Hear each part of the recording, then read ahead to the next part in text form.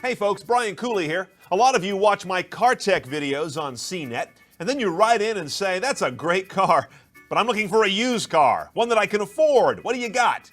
Well, we aren't doing used car reviews yet, but in the internet era, I've bought like 7 or 8 used cars, and most of them I bought online.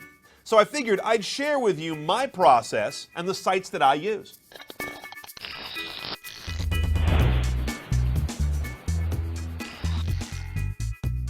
First, you've got to find the kind of car you want. For a typical late model used car, sites like AutoTrader, Cars.com, and the big boys like that are important because of their scale. Big matters because the more traffic they get, the more sellers they'll typically attract, and that means the more cars on their virtual lot. This allows you to really survey the landscape and establish what's out there in terms of trim levels, model year, options, color, and most importantly, condition. Now, on the other hand, if you're looking for a vintage or collectible car, then it's really eBay or Hemmings. Now, eBay, of course, needs no introduction.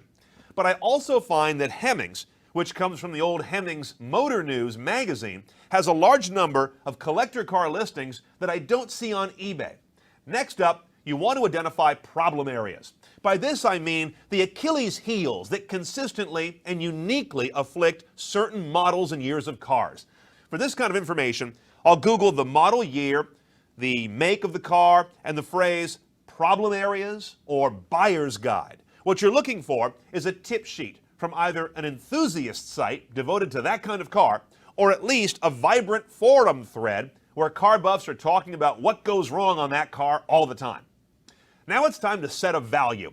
The sites for this are pretty well known. We're talking about KBB.com, the Kelley Blue Book, NADA Guides, which is the National Automotive Dealers Association. Also, search completed listings on eBay. That's a fascinating barometer of what a car is worth. And if you're looking for a nice collectible, I'm a real big fan of CarsThatMatter.com, which also puts out a handy pocket book version. Next, check the history of the car you've identified, the one you want to buy. Sites like Carfax and AutoCheck are the ones that run down title history, reckoned against things like the transfer of owner, emissions inspections, and other recorded events. Now, I should warn you, title washing is still quite possible when cars are moved between states, so you may still get stung, but that's where these auto check sites' guarantees can be nice. They'll back up the veracity of the car's history.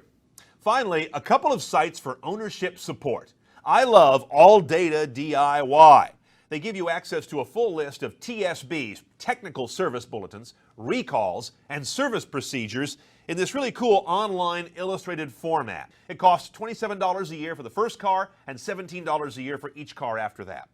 And there's a new site that holds some promise. It's called driverside.com. It rolls up a lot of stuff in one place, like your car's current value. Here's repair cost, parts cost, and a marketplace to buy and sell cars. Well, those are my used car buying bookmarks, the ones that I personally use.